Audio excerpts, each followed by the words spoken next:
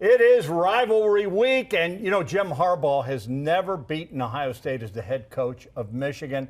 Ryan Day has one win. Of course, last year's game was canceled. Joined now by Dave Holmes and Adam King of 10 TV and Bobby Carpenter and Anthony Rothman from 97.1 The Fan. Guys, what do you think the respect level is between these two guys? We all know about Bo and Woody, what it was like.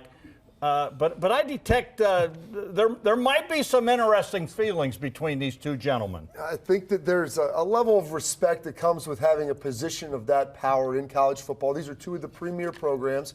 But I think that Ryan inherited a lot of what, the animus that Urban maybe had, going back and forth. And, Harbaugh, he hasn't been able to get a victory, so he's kind of picked at things and made comments about how things should operate or maybe some off-season protocols. And there's rumors about, hey, you worry about your team, we'll worry about ours on some coaches' conference calls. I think last year's cancellation, Ryan Day said he wanted to hang 100 on him. I think that's all pent up, and that's going to be unleashed here this week as we see those guys out there. Because there's an understanding that, hey, you respect your rival, but if you're also going to start saying things that might be a little out of bounds, we're not going to hold any punches either. Ryan worked under Urban Meyer, who was undefeated against the rival. So he was kind of in that DNA of how you treat your rival coach. Jim's awkward, you know it. He's an off dude, man. But I'll give him credit. There was one line before the season when they asked him, and he'll face it.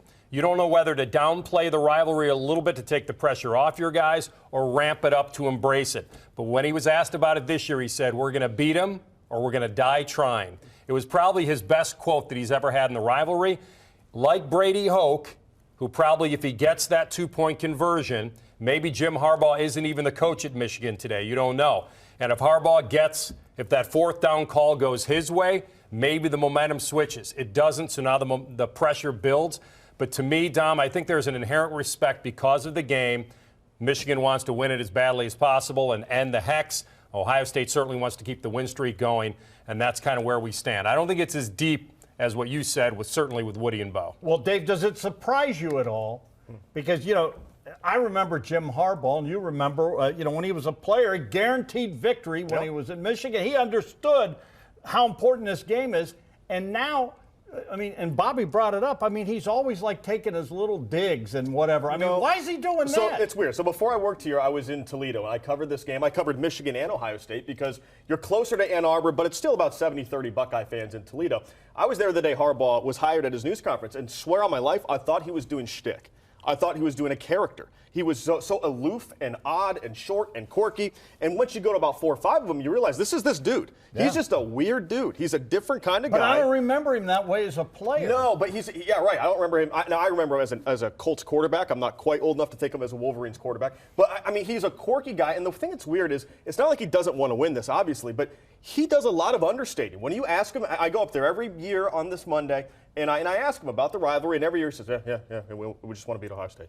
He's so under his breath, and he just doesn't really lean into it. Ryan Day leans into it. It's weird to me that a New Hampshire guy seems to lean into it more than the guy who bleeds maize and blue. Well, I think the interesting thing there, and you guys kind of touched on it, he doesn't have much else to say in this rivalry. When the numbers show that you have yet to beat Ohio State, all you have at that point is talk. And it's not, some of the losses have been close. The double overtime game, that's obviously one right after he was complaining about the spot. But there's not much you can say after Dwayne Haskins drops 60 on your Michigan team other than, hey, we'll get him next year, or hey, we'll do this. And I'm also with you. I was going to touch on that. Ryan Day, he is not a Buckeye guy at heart. Yet he does seem to have sold this rivalry more. He seems to bleed this rivalry more than even Jim Harbaugh does at times. Well, I think there's more to this relationship.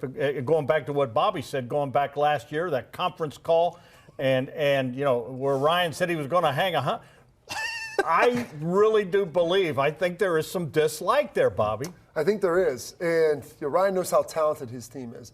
And I think part of the reason why Jim Harbaugh doesn't lean in quite as much as maybe he did back when he was a player is he knew and he knows that his roster isn't quite as talented as Ohio State's. This isn't like the 90s where you could have argued Ohio State had better teams and still lost.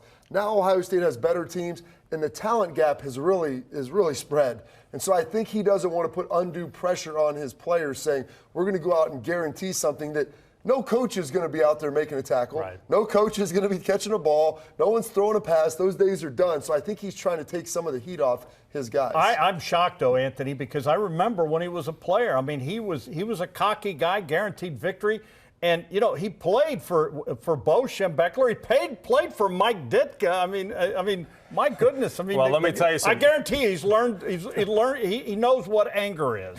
You asked the question, when did it maybe change from him going to cocky player to awkward coach? It was playing for Mike Ditka. I covered those Bears teams. I interviewed him then. Mike Ditka wanted to rip his throat out. I mean, and he beat the you-know-what out of him. And I remember covering a press conference, or a post-game actually, against the Vikings. Vikings come back and win, and they asked him about it. He goes, I can't call an audible anymore. Like a little kid that isn't allowed to have dessert anymore. He said, what did Mike say? I'm not allowed to call an audible anymore.